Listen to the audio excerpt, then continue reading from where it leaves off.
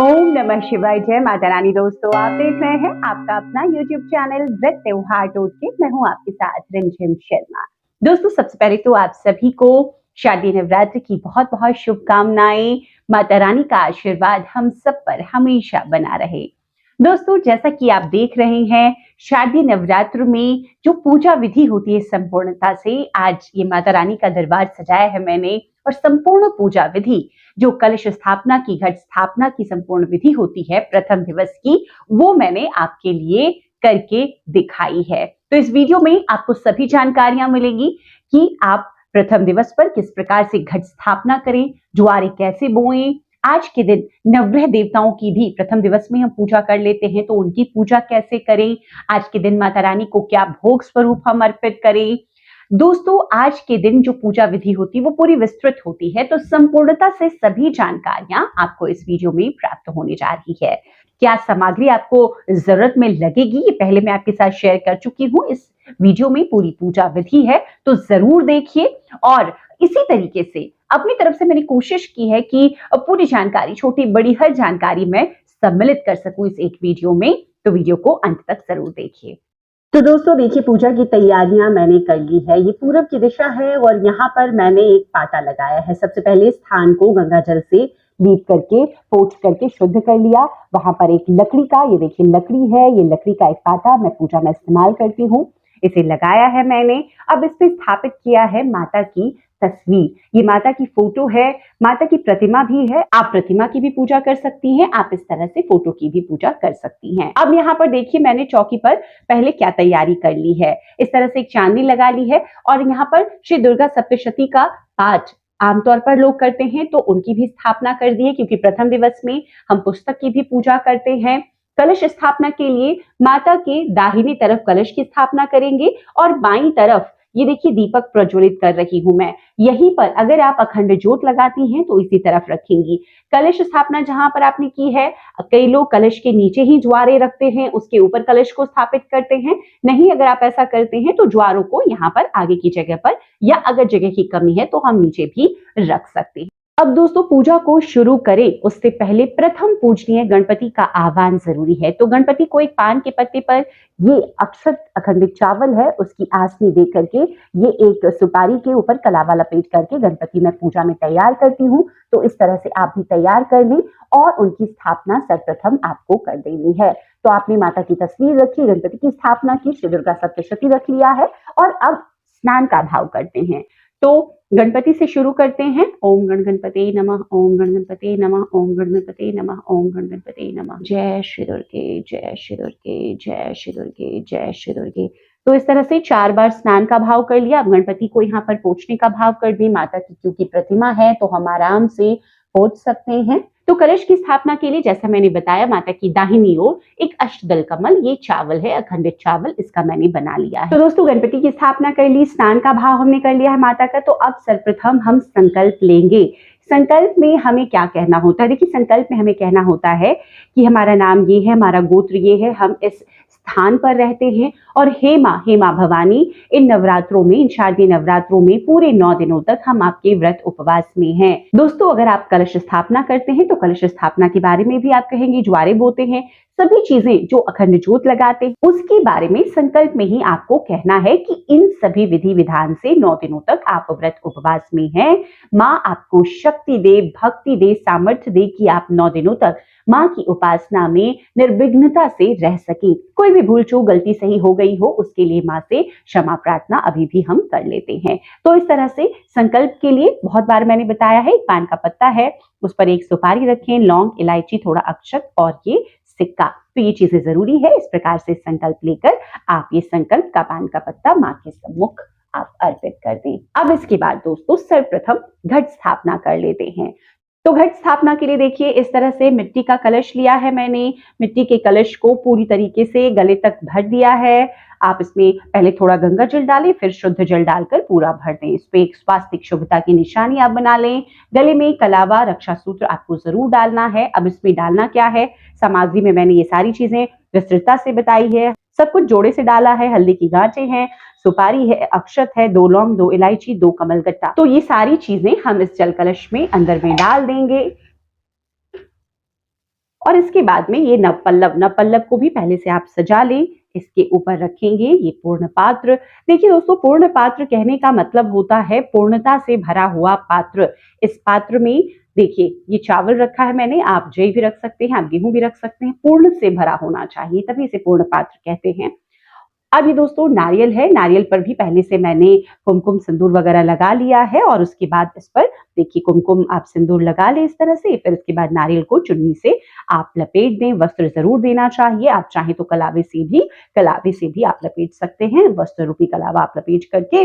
और ये देखिए नारियल का नेत्र ऐसे होता है, कई लोग नारियल को सीधा ऐसे स्थापित कर देते हैं जल कलश के ऊपर ही। तो इस तरह से देखिए मैं नहीं स्थापित करती हूँ, मैं पूर्ण पात्र रखती हूँ और उसके ऊपर इस नारियल का नेत्र इधर है।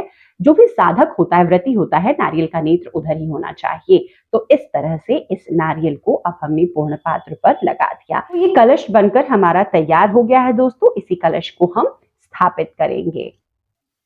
अब किसी भी पूजा को जब हम प्रारंभ करते हैं तो अग्निदेव का आह्वान कर लेते हैं, दीप प्रज्वलित कर लेते हैं दोस्तों। देखिए नवरात्रों की पूजा में अगर आप अखंड ज्योत लगाते हैं तो अखंड ज्योत प्रज्वलित कर लें, और नहीं तो अलग से एक दीपक हम इसी तरह प्रज्वलित कर लेंगे और उसके बाद अपनी पूजा को आगे बढ़ाएंगे। अब हम दीप देव का पूजन कर लेंगे, उसके बाद पूजन को आगे बढ़ाएंगे। तो देखिए इस तरह से एक फूल ले लें और इसी पर थोड़ा सा अक्षत लेकर के आपको दीप देव का अक्षत और थोड़ा कुमकुम लेकर के दीप देव का पूजन कर लेना है कि आपके इस पूजा में वो सम्मिलित हो और जो पूजा का पुण्य फल है वो आपको प्राप्त हो। अब दोस्तों नवरात्रों की पूजा में, इन 9 दिनों की पूजा में देखिए नवग्रहों का पूजन भी विशेष होता है। हर दिन एक एक ग्रहों को समर्पित भी है नवरात्रि के। तो इस पूजन में जब हम कलश स्थापना करते हैं तो नवग्रह जरूर बनाते हैं। इसके लिए देखिए चावल लिया है मैंने और इस चावल से आपको 9 पिंड बनाने हैं। 9 आप ढेरी छोटे छोटे लगा ले चावल के, और उसके बाद एक सुपारी रहकर इसी पर नवग्रह देवताओं का हम आह्वान कर लेते हैं। तो इस तरह से देखिए चावल का ढेर बनाया 9 और उन पर सुपारी रख दिया है। क्योंकि देखिए अब पूजा हम एक साथ सबकी करते चलेंगे। आप चाहें तो जैसे नवग्रह देवताओं को यहाँ पर बनाया है और इनकी पूजा आराधना करेंगे, उसी तरह इस तरफ आप षोडश मातृकाओं को भी बना सकते हैं। तो यहाँ पर मैं सरलता से बता रही हूँ, षोडश मातृका बनाकर भी पूजा विधि मैंने आपके साथ शेयर की हुई है, उस पूजा विधि को आप देखिए। तो ये सरल पूजा विधि में आप सिर्फ नवग्रह देवताओं को बना सकते हैं, आप चाहें तो षोडश मातृकाओं को भी बना सकते हैं। उसमें आपको 4-4 की धारी लगानी है। आप गेहूं की धारी लगा सकते हैं, चावल से ही लगा सकते हैं, और किसी भी एक उसमें आप ड्राई फ्रूट्स को जैसे बादाम को या मखाने को रख करके, या आप सिक्का रख करके, आप 16 सिक्के रख करके षोडश मातृकाओं का आह्वान करके और उनका पूजन भी कर सकते हैं। तो अब मैंने ये बना लिया है नवग्रह देवताओं का, उनका भी आह्वान करूंगी। उससे पहले अब ज्वारे भी बोल लेते हैं। तो क्या है कि सभी पूजा एक साथ कलश देव की, नवग्रह देवताओं की, माता की, गणपति की और ज्वारे की, सबकी पूजा एक साथ फिर करते चलेंगे। तो चलिए अब ज्वारे बोते हैं। तो ज्वारे मैं आपको दिखाऊं, एक पात्र में मैं बो रही हूं, तो उसके लिए भी यहाँ पर देखिए आसनी देना जरूरी है। तो आप चावल से ही एक अष्टदल कमल उसके लिए भी बना लें। आप चाहे तो फूलों की आसनी भी दे सकती हैं। यहाँ पर दोस्तों माता को भी आप चावल की आसनी दे सकती हैं, तो माता को भी ये चावल की आसनी दे देते हैं। तो देखिए ज्वारे बोने के लिए इसी पाटे पर आपने जैसे कलश की स्थापना की, कई लोग तो कलश के नीचे ही यहाँ पर जो ज्वारे बोते हैं मिट्टी के पिंड पर ज्वारे उगाते हैं, उसी पर कलश रखते हैं। कई लोग पात्र में करते हैं, तो मैंने यहाँ पर पात्र की तैयारी की है। तो जिस प्रकार से अष्टदल कमल मैंने कलश के लिए स्थापित करने के लिए बनाया है, उसी प्रकार से ज्वारों के लिए भी बना रही हूँ। तो चावल का एक आप पिंड ले लें और उसके बाद अष्टदल कमल आप बना लें, और इसी पर फिर जो पात्र है उसको मैं रख दूंगी। देखिए बहुत इजी सा अष्टदल कमल बनाना मैं जानती हूँ, तो इसी से मैं बना लेती हूँ। तो देखिए ये मिट्टी का एक पात्र लिया है मैंने, और इसमें ये रेत भी है, महीन वाली रेती, और ये है मिट्टी, दोनों को मिला लिया है। मिट्टी को अच्छे से मैंने शुद्ध, ये मिट्टी है गंगा जल से और डालकर इसे शुद्ध किया। हल्की सी भुरभुरी मिट्टी आपने, बहुत गीली मिट्टी आपको नहीं लेनी है। तो अब आप जैसे इसकी पूजा भी आप कर लें, टीका लगा लें, और आप चाहें तो स्वास्तिक शुभता की निशानी बना लें। यहाँ पर देखिए ये सरफेस प्लेन नहीं था, इसलिए मैंने नहीं बनाया, मैंने टीका लगा लिया है। 9 टीके माँ के नाम से लगाए मैंने, और ये अष्टदल कमल पर इसे मैं स्थापित कर दूंगी। तो अब इसमें ज्वारे बोने के लिए जैसा कि मैंने सामग्री में दिखाया है आपको कि ये जई है। देखिए ये जो मिट्टी है ना कितनी भुरभुरी है, और इसको आप चाहे कोई लकड़ी लेकर के आप इस तरह से देख भी सकते हैं, चला भी सकते हैं कि भुरभुरी है कि नहीं है। ये अब जई है। कई लोग जई और गेहूं मिला करके बोते हैं, लेकिन मैं यहाँ पर सिर्फ जई बो रही हूँ। ये पूरी रात भिगोई हुई जई है। आप चाहें, इतना समय नहीं है, नहीं मिल पाया है, तो आप 4-5 घंटे कम से कम भिगो दें, और बहुत ज्यादा नहीं लेना। ये ज्यादा थोड़ा मैंने भिगो दिया था, तो आपको बहुत ज्यादा नहीं लेना है। इस प्रकार से इस भिगोई हुई जई को, ये जई देखिए पहले से आपको बिल्कुल साफ कर लेना है। इसमें कोई भी दाना कटा हुआ नहीं होना चाहिए, घुन वगैरह लगा नहीं होना चाहिए। बिल्कुल साफ सुथरा जई आप लाएंगी बाजार से, और उसके बाद उसी को भिगो करके, धो करके, और इस तरह से छान करके रखा है मैंने। अब इस भुरभुरी सी मिट्टी में मैं ये ज्वारे इस तरह से बो देती हूँ। बहुत ज्यादा आपको नहीं देना है।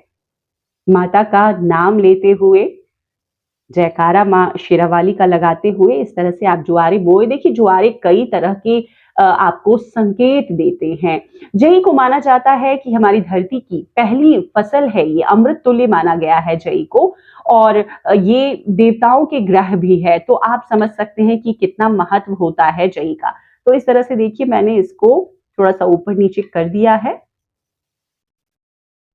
अब इसके ऊपर मैं एक पतली सी लेयर और भी, अब चाहे तो थोड़ा सा और डाल के, और एक पतली सी लेयर में और मिट्टी की डाल देती। तो देखिए इस तरह से आप इसके ऊपर एक हल्की सी लेयर और मिट्टी की डाल दें, इसे ढक दें। माता का हमने स्नान का भाव कर लिया है। अब देखिए क्योंकि माता यहाँ पर प्रतिमा नहीं है, अगर प्रतिमा की पूजा आप कर रही हैं तो आप उनका पंचामृत से अभिषेक करें।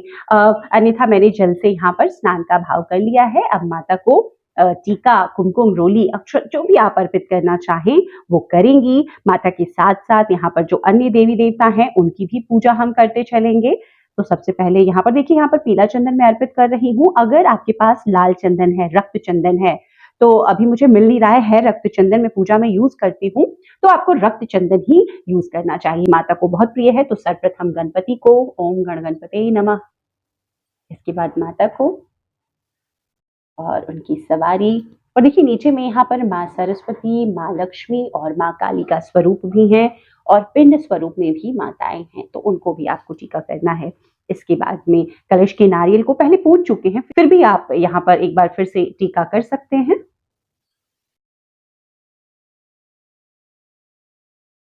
श्री दुर्गा सप्तशती की किताब है उनको,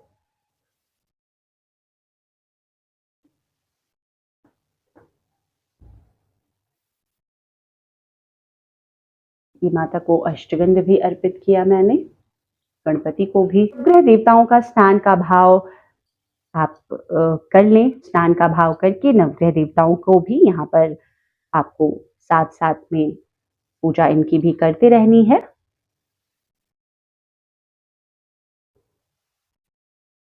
इसके बाद में सिंदूर हम गणपति को भी अर्पित करते हैं और माँ को अर्पित करेंगे।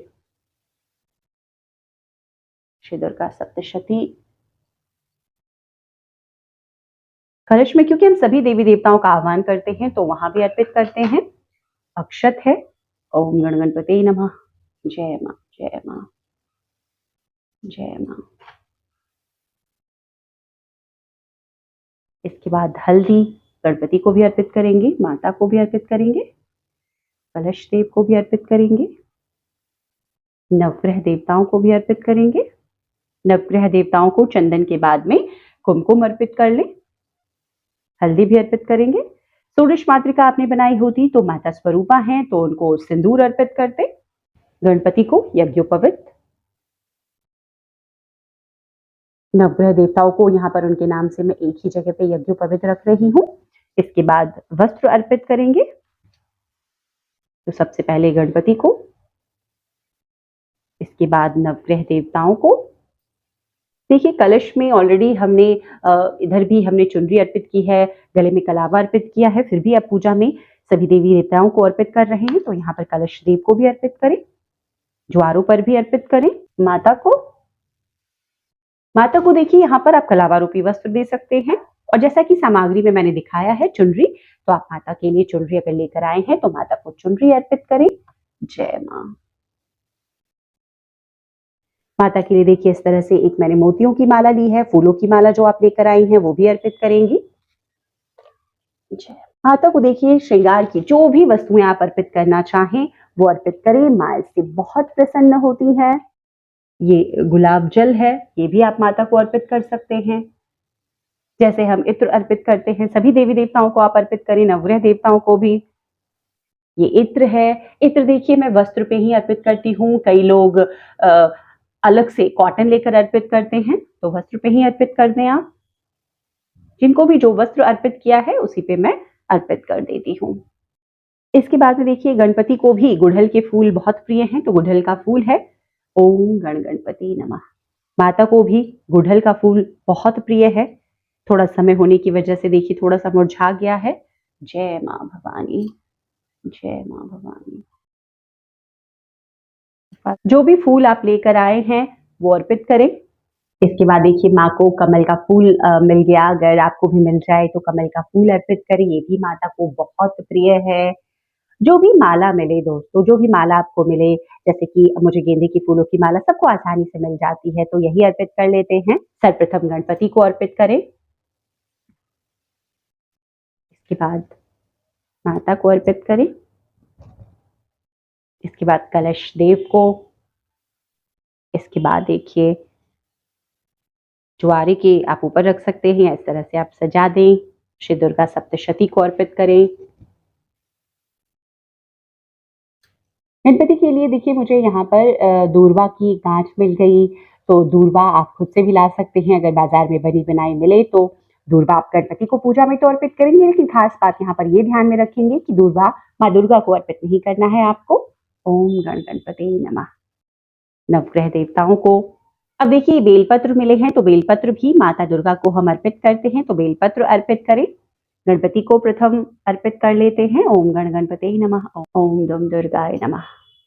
ओम दम दुर्गाय नमः।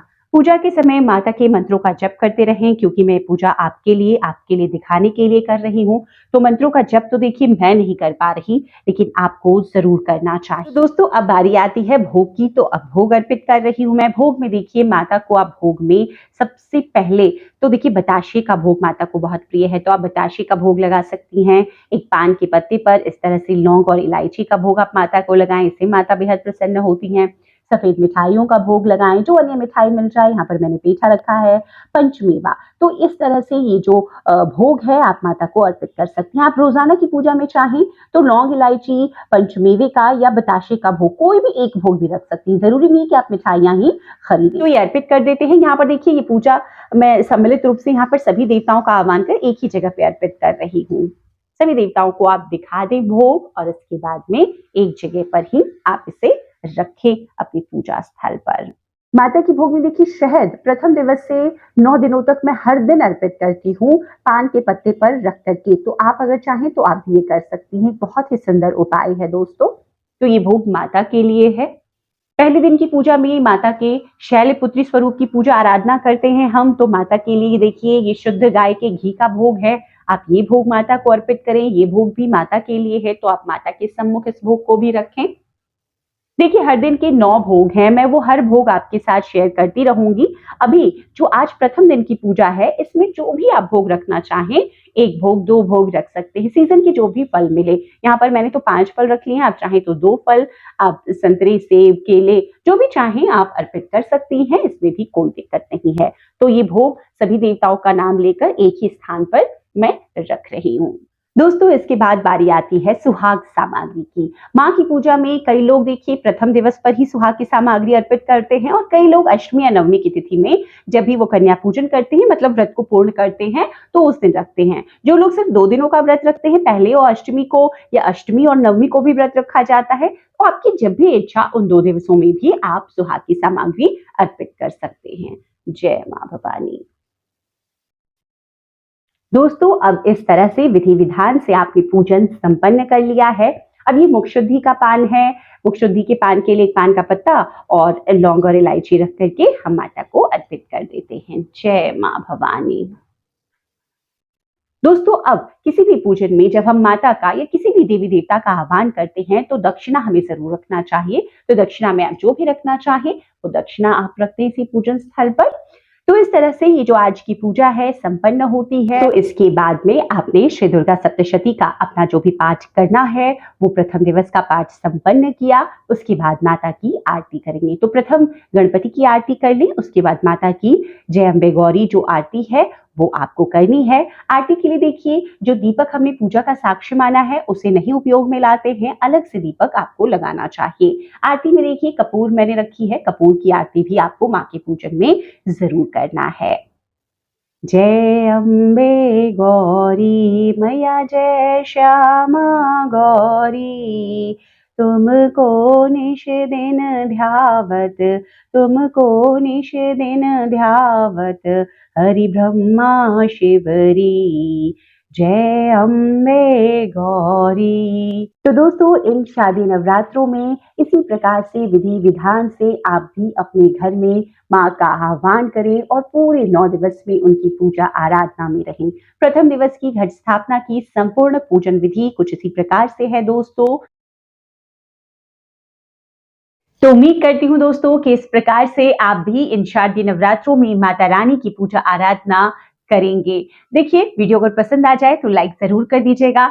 चैनल पर आपको बहुत सारी जानकारियां मिलेंगी, किस तरीके से संपूर्ण पूजा विधि के बाद भी आपको बहुत सारे उपाय करने हैं, भोग रोज के क्या लगेंगे, आगे आपको कलश विसर्जन किस प्रकार से करना है, हवन कैसे करना है, कन्या पूजन कैसे करना है, ये तमाम जानकारियां आपको प्राप्त होती रहेंगी। तो उन वीडियोस को भी जरूर देखिए। ये वीडियो अगर पसंद आए तो अपने दोस्तों परिचितों तक शेयर जरूर कीजिएगा। वीडियो देखने के लिए बहुत बहुत शुक्रिया। जय माता रानी, हर हर महादेव।